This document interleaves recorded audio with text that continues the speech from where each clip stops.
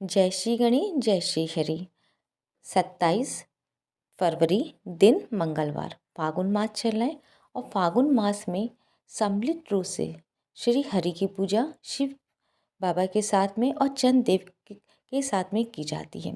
ये महीना बहुत ही शुभ होता है और धार्मिक दृष्टि से बहुत ही ज़्यादा शुभ होता है। पूजा आराधना के लिए बहुत ज़्यादा शुभ होता है और इसमें इन तीनों देवों की एक साथ पूजा अर्चना करनी चाहिए और कथाओं का श्रवण करना चाहिए। कथा सुनने से भी हमें उतने ही फल की प्राप्ति होती है जितना हम कथा खुद स्वयं से पढ़ते हैं। चैनल पे पहली बार आए हों तो चैनल को सब्सक्राइब कर लीजिए और वीडियो को ज़्यादा से ज़्यादा शेयर किया कीजिए और लाइक करके कमेंट्स में जय श्री हरि जय श्री हरि।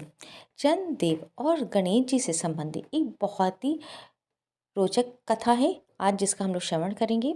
भगवान गणेश को विघ्नहर्ता के रूप में पूजा जाता है। बता दें कि किसी भी मांगलिक कार्य को शुरू करने से पहले सर्वप्रथम भगवान गणेश जी की उपासना की जाती है। ऐसा इसलिए क्योंकि भगवान गणेश प्रथम पूज्य देवता है। धार्मिक मान्यताओं के अनुसार उनकी उपासना करने से व्यक्ति को सुख, समृद्धि, बल, बुद्धि का आशीर्वाद प्राप्त होता है। बता दें कि भगवान गणेश जी गजमुख हैं। यदि हम भगवान गणेश जी के चित्र या प्रतिमा को देखते हैं तो उसमें उनका स्वरूप छोटा कद, मोटा पेट और उनकी सवारी के रूप में मूषक को दिखाया जाता है। इसी रूप को देखकर एक बार चंद्र देव ने गणेश जी से मजाक किया था, जिस वजह से उन्हें गणेश जी के क्रोध का सामना करना पड़ा था। आइए जानते हैं इससे एक जुड़ी रोचक कथा। पौराणिक कथा के अनुसार भगवान गणेश एक बार धन के देवता कुबेर के घर गए थे और उनके अभिमान को नष्ट किया था। जब वे वापस घर लौट रहे थे तब गणपति जी मूषक की सवारी कर रहे थे और जल्दबाजी में मूषक लड़खड़ा कर फिसल गया और गणपति जी भी मूषक की पीठ से फिसल कर गिर गए। गिरने के बाद गजानन महाराज उठे और उन्होंने अपने आप को देखा। तभी उन्हें एक व्यक्ति के जोर जोर से हंसने की आवाज़ आई। जब उन्होंने आसपास देखा तो आसमान में चंद्रदेव उन्हें देखकर हंस रहे थे। गणेश जी को इससे बहुत बुरा लगा। साथ ही चंद्रदेव ने अभिमान व से व्यंग करते हुए गणेश जी के शरीर और उनकी सवारी का मजाक उड़ाया, जिस पर भगवान गणेश बहुत क्रोधित हो गए। तब गणपति जी ने चंद्रदेव को ये श्राप दिया कि अपनी जिस रोशनी पर तुम्हें इतना अभिमान है वह तुमसे दूर हो जाए। भगवान गणेश जी के ऐसा कहते ही चंद्र का रंग काला पड़ने लगा। सभी ओर अंधकार छा गया। अपनी गलती का आभास होते ही चंद्रदेव ने भगवान गणेश से अपनी गलती के लिए क्षमा मांगी और श्राप वापस लेने की प्रार्थना की।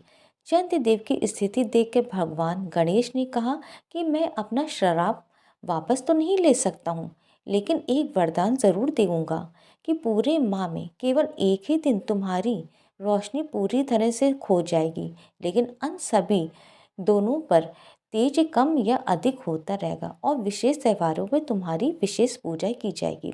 जय हो गणेश जी की। हे गणेश जी, आपने जैसे चंद देवता की मनोकामना को पूरी की, वैसे जो जो ये कथा सुन रहे हैं और वीडियो को शेयर और सब्सक्राइब कर रहे हैं, चैनल को लाइक करके उनके सभी मनोकामना पूरी कीजिए, जो कह रहा और जो सुन रहा है। जय श्री गणेश जय श्री हरि। शिव पुराण सुनने मात्र से ही व्यक्ति की सभी इच्छाएं भोलेनाथ पूरी करते, इसलिए मन में हमें ये संकल्प करना चाहिए, हे भोलेनाथ, हे माता पार्वती, आप हमारी सभी इच्छाओं की पूर्ति करें और ईश्वर का आशीर्वाद सदैव हमारे साथ बनाए रहे। श्री शिव पुराण रुद्र संहिता तृतीय खंड अध्याय 4 उमा देवी का दिव्य रूप से देवताओं को दर्शन देना, देवताओं का उनसे अपना अभिप्राय निवेदन करना और देवी का अवतार लेने की बात स्वीकार करके देवताओं को आश्वासन देना। ब्रह्मा जी कहते हैं, हे नारद, देवताओं की इस प्रकार स्तुति करने पे दुर्गम पीड़ा का नाश करने वाली जगत जननी देवी दुर्गा उनके सामने प्रकट हुई। वे परम अद्भुत दिव्य रथ में रथ पर बैठी हुई थी। उस श्रेष्ठ रथ में घुंघरू लगे हुए थे और मुलायम बिस्तर बिछे थे। उनके श्री विग्रह का एक एक अंग करोड़ों सूर्य से भी अधिक प्रकाशमान और रमणीय था। ऐसे अवयवों से वे अत्यंत उत्राशित हो रही थी। सब ओर फैली हुई अपनी तेजो राशि के मध्य भाग में वे विराजमान थी। उनका रूप बहुत ही सुंदर था और उनकी छवि की तुलना क- कहीं नहीं की जा सकती है। सदाशिव के साथ विलास करने वाली उन महामाया की किसी के साथ समानता नहीं थी। शिव लोक में निवास करने वाली वह देवी त्रिविध चिन्मय गुणों से युक्त थी। प्रकृति गुणों का अभाव होने से उन्हें निर्गुणा कहा जाता है। वह नित्य रूपा है। वे दुष्टों पर प्रचंड कोप करने के कारण चंडी कहलाती हैं, परंतु सब रूप से शिवा कल्याणमयी है। सबकी संपूर्ण पीड़ाओं का नाश करने वाली तथा संपूर्ण जगत की माता है। वही प्रलय काल में महानिद्रा होकर सबको अपने अंकों में सुला लेती हैं तथा वे समस्त सज्जनों भक्तों का संसार सागर से उद्धार कर देती हैं। शिवा देवी की तेजो राशि के प्रभाव से देवता उन्हें अच्छी तरह देख न सके, तब उनके दर्शन की अभिलाषा से देवताओं ने उनका स्तवन किया। तदंतर दर्शन की इच्छा रखने वाले विष्णु आदि सब देवता उन जगदम्बा की कृपा पाकर वहां उनका स्पष्ट दर्शन कर सके। इसके बाद देवता बोले, अंबिके महादेवी, हम सदा आपके दास हैं। आप प्रसन्नता पूर्वक हमारा निवेदन सुने। पहले आप दक्ष की पुत्री रूप से अवतीर्ण हो लोक में रुद्रदेव की वल्लभा हुई थी। उस समय अपने आपने ब्रह्मा जी के तथा दूसरे देवताओं के महान दुख का निवारण किया था। तदंतर पिता से अनादर पाकर अपनी की हुई प्रतिज्ञा के अनुसार आपने अपने शरीर को त्याग दिया और सब धाम में पधार आई। इससे भगवान हर को भी बड़ा दुख हुआ। महेश्वरी, आपके चले आने से देवताओं का कार्य पूरा नहीं हुआ, अतः हम देवता और मुनि व्याकुल होकर आपकी शरण में आए हैं। महेशनी शिवे, आप देवताओं का मनोरथ पूर्ण करें, जिससे सनत कुमार का वचन सफल हो। देवी, आप भूतल पे अवतीर्ण हो पुनः रुद्रदेव की पत्नी होइए और यथा योग ऐसी लीला कीजिए जिससे देवताओं को सुख प्राप्त हो। देवी, इससे कैलाश पर्वत पर निवास करने वाले रुद्रदेव भी सुखी होंगे। आप ऐसी कृपा करें जिससे सब सुखी हों और सबका सारा दुख नष्ट हो जाए। ब्रह्मा जी कहते हैं, नारद, ऐसा कह के विष्णु आदि सब देवता प्रेम में मगन हो गए और भक्ति से विनम्र होकर चुपचाप खड़े रहे। देवताओं की ये स्तुति सुनकर शिवा देवी को भी बड़ी प्रसन्नता हुई। उसके हेतु का विचार करके अपने प्रभु शिव का स्मरण करती हुई भक्त वत्सला दयामयी उमा देवी उस समय विष्णु आदि देवताओं को संबोधित करके हंसकर बोली। उमा ने कहा, हे हरे, हे विधे और हे देवताओं तथा मुनियों, तुम सब लोग अपने मन से व्यथा को निकाल दो और मेरी बात सुनो।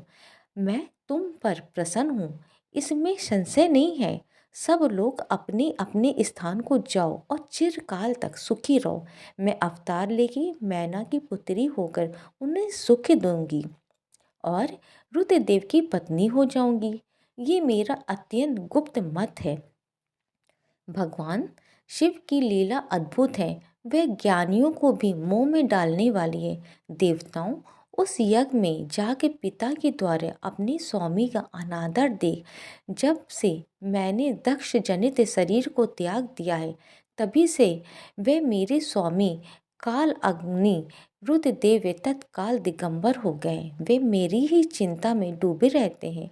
उनके मन में ये विचार उठा करता है कि धर्म को जानने वाली सती मेरा रोष देखकर पिता के यज्ञ में गई और वहाँ मेरा अनादर देख मुझसे प्रेम होने के कारण उसने अपना शरीर त्याग दिया।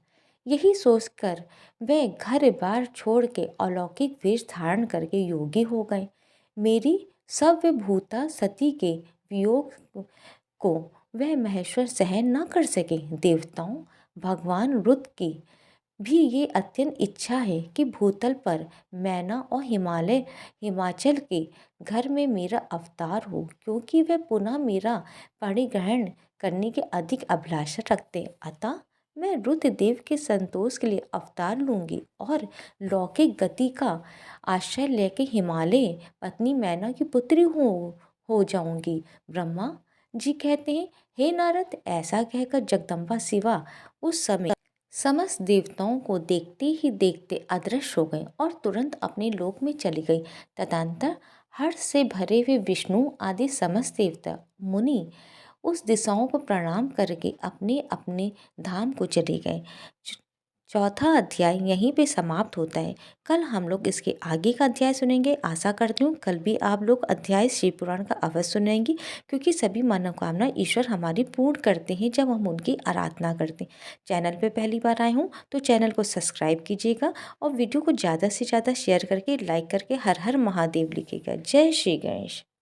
नारायण कवच का पाठ करने से श्री हरि की कृपा दृष्टि सदैव हमारे ऊपर बनी रहती है। अगर हमारे मन में कोई संकल्प है तो उस संकल्प को हमको अपने मन में कर लेना चाहिए और श्री हरि से प्रार्थना करनी चाहिए कि हे ईश्वर, आप मेरी सभी मनोकामना को पूर्ण करें, क्योंकि कवच धारण करने से हमारी सारी व्याधा दूर होती है। इस प्रकार आज इसका हम लोग श्रवण करेंगे श्री हरि का ध्यान करके।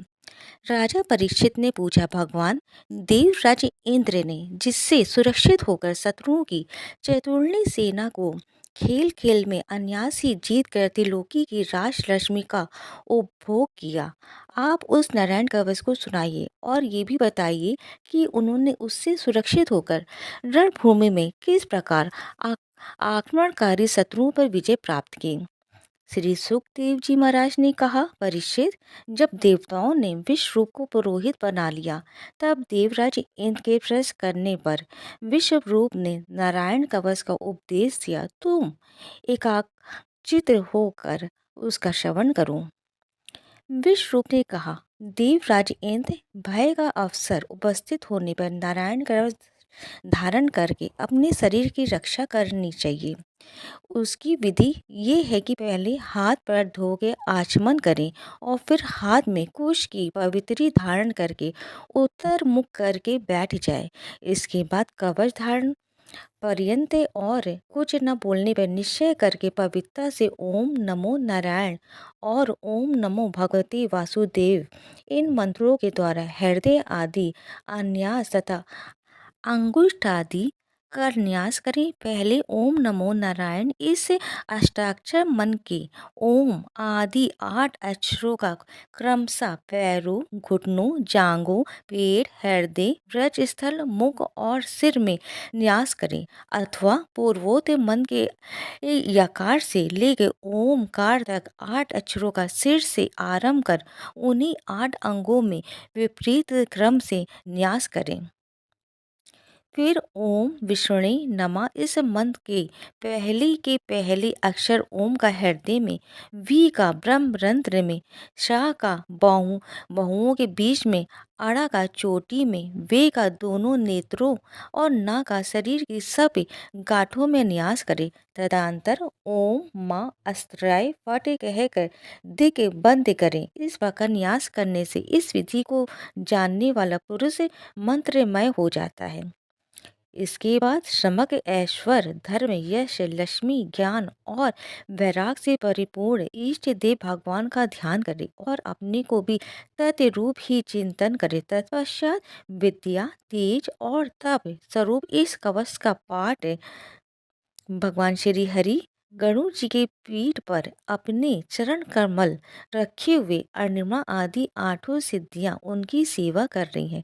8 अंगूठों में शंख, चक्र, ढाल, तलवार, गदा, बाण, धनुष और पास फंदा धारण किए हुए हैं। वही ओंकार स्वरूप प्रभु सब प्रकार से सब ओर से मेरी रक्षा करें। मस मूर्ति भगवान जल के भीतर जल जंतुओं से और वरुण के पास से मेरी रक्षा करें। माया से ब्रह्मचारी रूप धारण करने वाले वामन भगवान स्थल पर और विश्व रूप श्री त्रिविक्रम भगवान आकाश में मेरी रक्षा करें। जिनकी घोर अट्टहास करने पर सब दिशाएं गूंज उठी थी और गर्भवती दैत्य पत्नियों के गर्भ गिर गए थे। वे दैत्य युद्ध पतियों के शत्रु भगवान नरसिंह किले, जंगल, रणभूमि आदि विकट स्थानों में मेरी रक्षा करें। अपने दाढ़ों पे पृथ्वी को उठा लेने वाले यज्ञ मूर्ति वराह भगवान मार्ग में परशुराम जी पर्वतों के शिखरों और लक्ष्मण जी के सहित भरत के बड़े भाई भगवान रामचंद्र प्रवास के समय मेरी रक्षा करें। भगवान नारायण मरण मोहन आदि भयंकर अभिचारों और सब प्रकार के प्रमादों से मेरी रक्षा करें। ऋषि श्रेष्ठ नर गर्भ से योगेश्वर भगवान दत्तात्रेय योग के विघ्नों से और त्रिगुणाधिपति भगवान कपिल कर्म बंधन से मेरी रक्षा करें। परम ऋषि सनत कुमार कामदेव से है गरीब भगवान मार्ग में चलते समय देव मूर्तियों को नमस्कार आदि ना करने के अपराध से, देव ऋषि नारद सेवा अपराधों से और भगवान कश्यप सब प्रकार के नरकों से मेरी रक्षा करें। भगवान धन्वंतरी कुपथ से, जितेंद्र भगवान ऋषभ देवेशु के दुख आदि भयदायक द्वंद्वों से, यज्ञ भगवान लोकापात से, बलराम जी मनुष्यकृत कष्टों से और श्री शेष जी क्रोध वश नामक सर्पों के गणों से मेरी रक्षा करें। भगवान श्री कृष्ण देवपायन व्यास जी अज्ञान से तथा बुद्ध देव पाखंडियों से और प्रमाद से मेरी रक्षा करें। धर्म रक्षा करने वाले महान अवतार धारण करने वाले भगवान कालिक पाप बहुल कालिकाल के दोषों से मेरी रक्षा करें। प्रातःकाल भगवान केशव अपनी गदा लेकर, कुछ दिन चढ़ जाने पे भगवान गोविंद अपनी बांसुरी लेके, दोपहर की पहली भगवान नारायण अपनी तीक्ष्ण शक्ति लेकर और दोपहर को भगवान विष्णु चक्र राजे सुदर्शन लेके मेरी रक्षा करें। तीसरे पहर में भगवान मधुसूदन अपना प्रचंड धनुष लेके मेरी रक्षा करें। सायंकाल में ब्रह्मा आदि त्रिमूर्तिधारी माधव सूर्यास्त की बात हर ऋषिकेश अर्धरात्रि के पूर्व तथा अर्धरात्रि के समय अकेले भगवान पद्मनाभ मेरी रक्षा करें।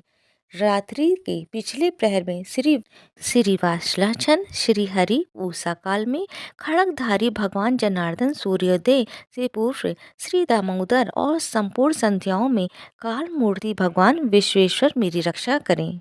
सुदर्शन आपका आकाश चक्र रथ के पहिए की तरह है। आपके किनारे का भाग प्रलय कालीन अग्नि के समान अत्यंत तीव्र है। आप भगवान की प्रेरणा से सब ओर घूमते रहते हैं। जैसे आग वायु की सहायता से सूखी घास फूस को जला डालती है, वैसे ही आप हमारी शत्रु सेना को शीघ्र से शीघ्र जला दीजिए। कौमुद की गदा आपसे छूटने वाली चिंगारियों का स्पर्श वृष के समान असह्य है। आप भगवान अजीत की प्रिया हैं और मैं उनका सेवक हूँ, इसलिए आप कुष्मांड विनायक यक्ष राक्षस भूत और प्रेत आदि ग्रहों को भी अभी कुचल डालिए तथा मेरे शत्रुओं को चूर चूर कर दीजिए। संक श्रेष्ठ आप भगवान श्री कृष्ण के फूकने से भयंकर शब्द करके मेरे शत्रुओं का दिल दहला दीजिए एवं या यातुधान प्रथम प्रेत मृतिका पिशाच तथा ब्रह्म राक्षस आदि भयवानी प्राणियों को यहाँ से तुरंत भगा दीजिए। भगवान की श्रेष्ठ तलवार आपकी धार बहुत तीक्ष्ण है। आप भगवान की प्रेरणा से मेरे शत्रुओं को छिन्न भिन्न कर दीजिए। भगवान की प्यारी ढाल आप में सैकड़ों चंदाकार मंडल है। आप पाप दृष्टि पाप आत्मा शत्रुओं की आंखें बंद कर दीजिए और उन्हें सदा के लिए अंधा बना दीजिए। सूर आदि ग्रह धूमकेतु छल तारे आदि केतु दुष्ट मनुष्य सर्प आदि रेंगने वाले जंतु दाढ़ों वाले हिंसक पशु भूत प्रेत आदि तथा पापी प्राणियों से हमें जो जो भय हो और जो हमारे मंगल के विरोधी हो, वह सभी भगवान के नाम रूप तथा आयुधों का कीर्तन करने से तत्काल नष्ट हो जाए। व्रत रथांतर आदि सामवेदीय स्त्रोत्रों से जिनकी स्तुति की जाती है, वह वेद मूर्ति भगवान गरुण और विश्वसेन जी अपने नामोच्चारण के प्रभाव से हमें सब प्रकार की विपत्तियों से बचाएं। श्री हरि के नाम रूप वाहन आयुध और श्रेष्ठ पार्षद हमारी बुद्धि इंद्रिय मन और प्राणों को सब प्रकार की आपत्तियों से बचाए। जितना भी कार अथवा कारण रूप जगत है, वह वास्तव में भगवान ही है। इस सत्य के प्रभाव से हमारे सारे उपद्रव नष्ट हो जाए। जो लोग ब्रह्म और आत्मा की एकता का अनुभव कर चुके, उनकी दृष्टि में भगवान का स्वरूप है, समस्त विकल्पों से रहित है, वेद वेदों से रहित, और फिर भी वे अपनी माया शक्ति के द्वारा भूषण आयुध रूप नामक शक्तियों को धारण करते हैं। ये बात निश्चित रूप से सत्य है। इस कारण सर्वत्र सर्वव्यापक भगवान श्री हरि सदा सर्वत्र सब स्वरूपों से हमारी रक्षा करें, जो अपने भयंकर अट्टहास से सभी लोगों के भय को भगा देते हैं और अपने तेज से सबका तेज ग्रस लेते हैं। वे भगवान नरसिंह की दिशा विदिशा में नीचे ऊपर बाहर भीतर सब ओर से हमारी रक्षा करे। देवराज इंद्र, मैंने तुम्हें ये नारायण कवच सुना दिया, इस कवच से तुम अपने को सुरक्षित कर लो, बस फिर तुम अनायासी सब दैत्य युद्धपतियों को जीत कर लोगे। इस नारायण कवच को धारण करने वाला पुरुष जिसको भी अपने नेत्रों से देख लेता है अथवा पैर से छू देता है, तत्काल समस्त भयों से मुक्त हो जाता है। जो इस वैश्विक विद्या को धारण कर लेता है उसे राजा, डाकू, प्रेत, पिशाच आदि और बाघ आदि हिंसक जीवों से कभी किसी प्रकार का भय नहीं होता है। देवराज, प्राचीन काल की बात है। एक कौशिक गोत्री ब्राह्मण ने इस विद्या को धारण करके योग धारणा से अपना शरीर मरुभूमि में त्याग दिया। जहाँ उस ब्राह्मण का शरीर पड़ा था उसके ऊपर से एक दिन गंधर्व राज चित्ररथ अपनी स्त्रियों के साथ विमान पर बैठकर निकले। वहां आते ही वे नीचे की ओर सिर किए विमान सहित आकाश से पृथ्वी पर गिर पड़े। इस घटना से उनके आश्चर्य की सीमा न रही।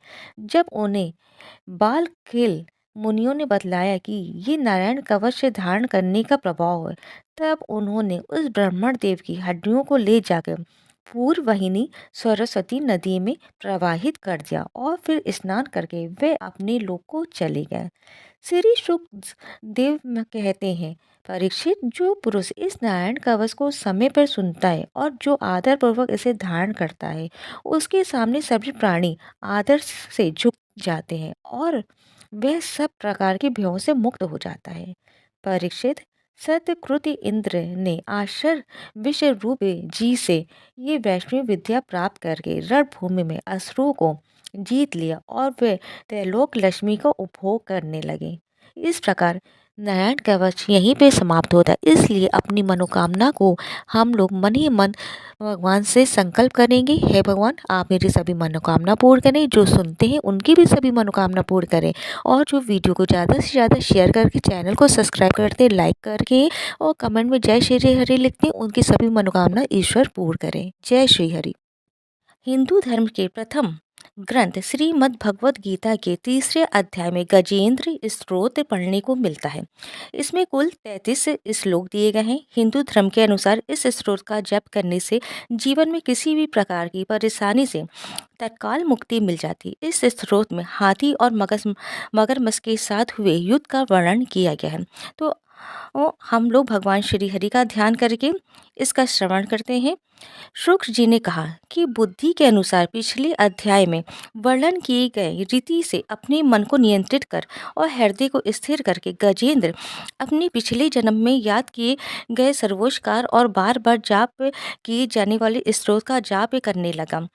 गजेंद्र ने मन ही मन श्री हरि को ध्यान करते हुए कहा कि जिनके प्रवेश शरीर और मस्तिष्क चेतन की तरह व्यवहार करते हैं, ओम द्वारा लक्षित और पूरे शरीर में प्रकृति और पुरुष के रूप में प्रवेश करने वाले उस सर्वशक्तिमान देवता का मैं मन ही मन स्मरण करता हूँ, जिनके सारे ये पूरा संसार टिका हुआ है, जिनसे ये संसार अवतरित हुआ है, जिन्होंने प्रकृति की रचना किया और जो खुद उसके रूप में प्रकट हुए, लेकिन इसके बावजूद भी वो दुनिया से सर्वोपरि और श्रेष्ठ है। ऐसे अपने आप और बिना किसी कारण के भगवान की मैं शरण में जाता हूँ। अपनी संकल्प शक्ति के बल पे अपने ही स्वरूप में रचित और सृष्टि काल में प्रकट एवं प्रलय में अप्रकट रहने वाले इस सहस्र प्रसिद्धि प्राप्त कार्य कारण रूपी संसार को, जो बिना कुंठित दृष्टि के साक्ष्य रूप में देखते रहने पर भी लिप्त नहीं होते, चक्षु आदि प्रशंसकों के परम प्रकाशक प्रभु आप मेरी रक्षा करें।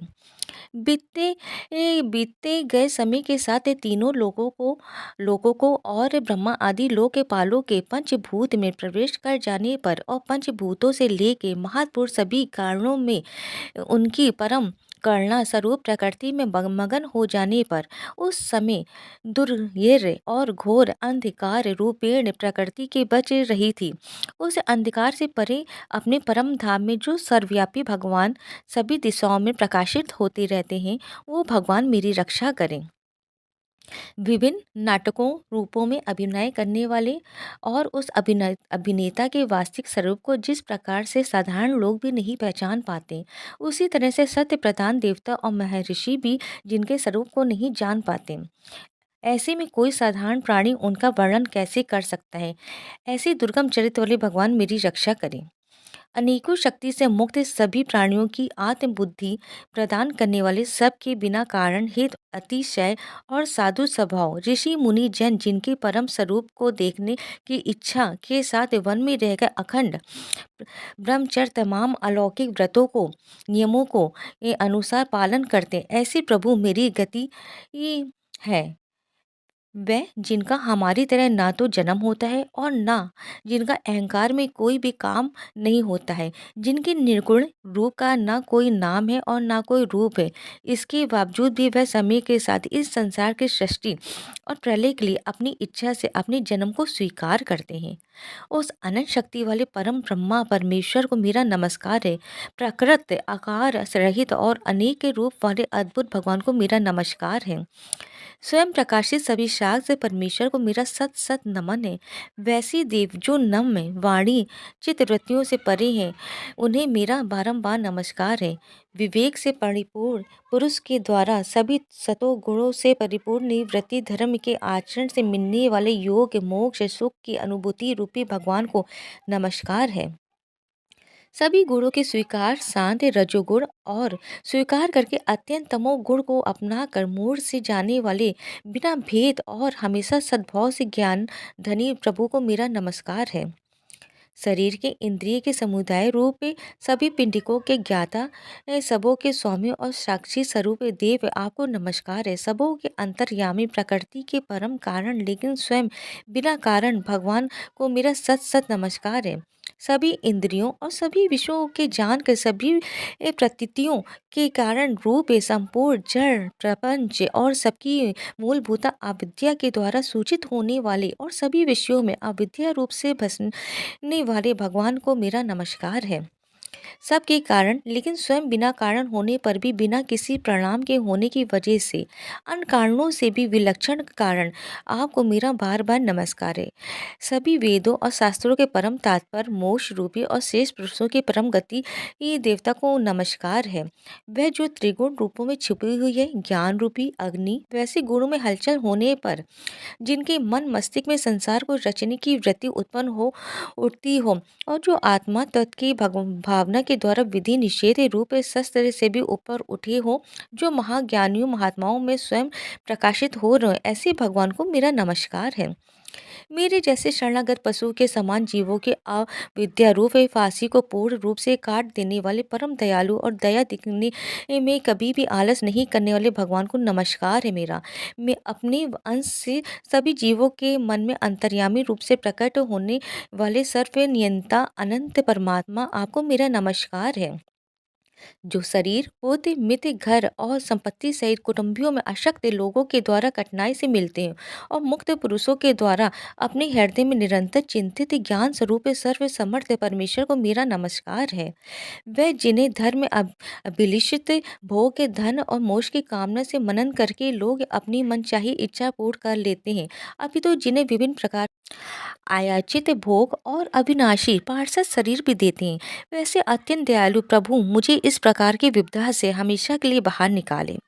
वह जिनके एक से अधिक भक्त हैं, जो मुख्य रूप से एकमात्र उसी भगवान के शरण में, जो धर्म अर्थ आदि किसी भी पदार्थ की अभिलाषा नहीं रखते हैं, जो केवल उन्हीं के परम मंगलमय एवं अत्यंत विलक्षण चरित्र का गुणगान करते हैं, उनके आनंदमय समुद्र में गोते लगाते हैं। उन अविनाशी सर्वव्यापी सर्वमान ब्रह्मादि के भी भक्तों के लिए भी हमेशा प्रकट होने वाले भक्ति योग द्वारा प्राप्त अत्यंत निकट होने पर भी माया के कारण अत्यंत दूर महसूस होने वाले इंद्रियों के द्वारा आगमय और अत्यंत दुर्विज्ञ अंत रहित लेकिन सभी के आदि कारक और सभी तरफ से परिपूर्ण उस भगवान की मैं स्तुति करता हूँ। वो जो ब्रह्मा सहित सभी देवता चारों वेद समस्त चर और अचर जीव के नाम और आकृति भेद से जिनके अत्यंत क्षुद्र अंशों से रचित हैं, जिस तरह से जलती हुई अग्नि की लपटें और सूरज की किरणें हर बार बाहर निकलती हैं और फिर से अपने कारण में लीन हो जाती हैं, उसी प्रकार बुद्धि मस्तिष्क इंद्रियों और नाना योगिनियों के शरीर से जिन गुणों से प्राप्त शरीर जो स्वयं प्रकाश है परमात्मा से अवतरित होकर फिर से उन्हीं में लीन हो जाता है, वह भगवान जो ना तो देवता है न असुर न मनुष्य और ना ही मनुष्य से नीचे किसी अन्य योनि के प्राणी, न ही वो स्त्री है न ही पुरुष है और ना ही नपुंसक है और ना ही वो कोई ऐसी जीव है जिनका इन तीनों ही श्रेणी में समावेश है। वो ना तो गुण है ना कर्म है, वो ना ही कार्य और ना ही कारण, इन सभी योनियों का निषेध होने पर जो बचता है वही उनका असली रूप है। ऐसे प्रभु मेरा उत्थान करने के लिए प्रकट हूँ। अब मैं मगरमच्छ के चंगुल से आज़ाद होने के बाद जीवित नहीं रहना चाहता हूँ। इसकी वजह ये है कि मैं सभी तरफ से अज्ञानता से ढके इस हाथी के शरीर का क्या करूँ। मैं आत्मा के प्रकाश से ढक देने वाले अज्ञानता से युक्त इस हाथी के शरीर से मुक्त होकर होना चाहता हूँ, जिसका काल क्रम से अपने नाश नहीं होता है बल्कि ईश्वर की दया और ज्ञान से उदय हो पाता है। इस प्रकार से मोक्ष के लिए ललाहित संसार के रचयिता स्वयं संसार रूप में प्रकट है, लेकिन संसार से परे संसार में एक खिलौने की भांति खेलने वाले संसार में आत्म रूप से व्याप्त आजन्मा सर्वव्यापी एवं प्रत्यय वस्तुओं में सर्वश्रेष्ठ श्री हरि का केवल स्मरण करता हूँ और उनके शरण में जाता हूँ। वह जिन्होंने भगवत शक्ति रूपी योग के द्वारा कर्मों को जला डाला है, जिन्हें समस्त योगी ऋषि अपने योग के द्वारा अपने शुद्ध हृदय में प्रकट देखते, उन योगेश्वर भगवान को मेरा नमस्कार है। वह जिनके गुणे शक्तियों का राग रूप विवेक और आशाएं हैं, जो सभी इंद्रियों के विषय रूप में मौजूद हैं, वे जिनकी इंद्रियां समस्त विषयों में ही बसी रहती हैं, ऐसे लोगों को जिनको मार्ग मिलना भी संभव नहीं है, वैसे शरणागत एवं अपार शक्तिशाली वाले भगवान आपको बारंबार नमस्कार है। वे जिनकी अविद्या नाम की शक्ति के कार रूप से ढके हुए, जिनके रूप को जीव समझ नहीं पाते, ऐसे अपार महिमा वाले भगवान की मैं शरण लेता हूँ। श्री शुक्रदेव जी कहते हैं कि वे जिसने पूर्ण प्रकार से भगवान के भेद रहित सभी निराकार रूप का वर्णन किया था, उस गजराज के करीब जब ब्रह्मा जी साथ में अन्य कोई देवता नहीं आए जो अपने विभिन्न प्रकार के विशेष विग्रहों को ही अपना रूप मानते, ऐसे में साक्षात विष्णु जी जो सभी के आत्मा होने के कारण सभी देवताओं के रूप हैं, तब वहाँ प्रकट हुए। गजराज को इस प्रकार से दुखी देख और उसके पढ़े गए स्तुति को सुन के चक्रधारी प्रभु इच्छानुसार वेग वाले गरुड़ की पीठ पर सवार होकर सभी देवताओं के साथ उस स्थान पर पहुंचे जहां पर वह गज था। सरोवर के अंदर महाबलशाली मगरमच्छ द्वारा जकड़े जकड़े और दुखी उस हाथी ने आसमान में गरुड़ की पीठ पर बैठे और हाथों में चक्र लिए भगवान विष्णु को आते हुए जब देखा, तो वे अपनी सूंड में पहले से ही उनकी पूजा के लिए रखे कमल के फूल को श्री हरि पर बरसाते हुए कहने लगे, सर्व पूज्य भगवान श्री हरि आपको मेरा प्रणाम है, सर्व पूज्य भगवान श्री हरि आपको मेरा नमस्कार है। लाचार हाथी को देखकर श्री हरि विष्णु गरुड़ से नीचे उतर कर सरोवर में उतर आए और बेहद दुखी होकर ग्रह सहित उस गज को तुरंत ही सरोवर से बाहर निकाल आए और देखते ही देखते अपने चक्र से मगरमच्छ के गर्दन को काट दी और हाथी को उस पीड़ा से बाहर निकाल लिया। जय हो, जय श्री हरि, जय श्री विष्णु। जो भी गजेन मोक्ष पाठ को सुनता है उसके सभी पाप श्री हरि जी तत्काल दूर कर दे। इस जाप को करने से व्यक्ति बड़े से बड़े कर्जों से मुक्त हो जाता है। अगर आपको कथा पसंद आए, वीडियो पसंद आए, तो वीडियो को ज़्यादा से ज़्यादा शेयर कीजिएगा, चैनल को सब्सक्राइब करके लाइक करके जय श्री हरि लिखिएगा। जय श्री राधे, जय श्री कृष्ण।